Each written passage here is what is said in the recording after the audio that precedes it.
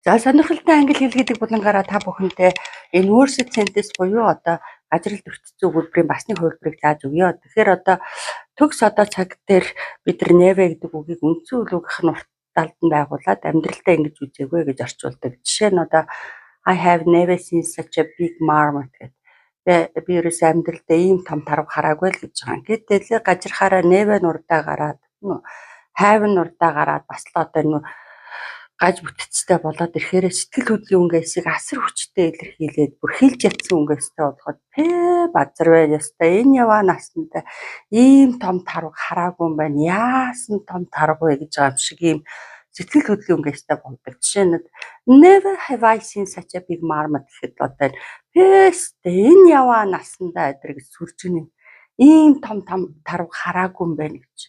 За тэгээд амтэн хүн унтраахад хэрэг болдог.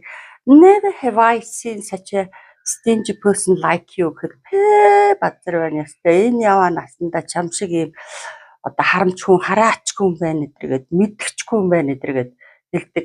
За тэгэхээр ийм уул галцсан өнгөстэй болоход бол гажирцсан бүтцтэй never have I seen гэдэг never have I done хэлбэрээр бол илэрхийлдэг байх нэ.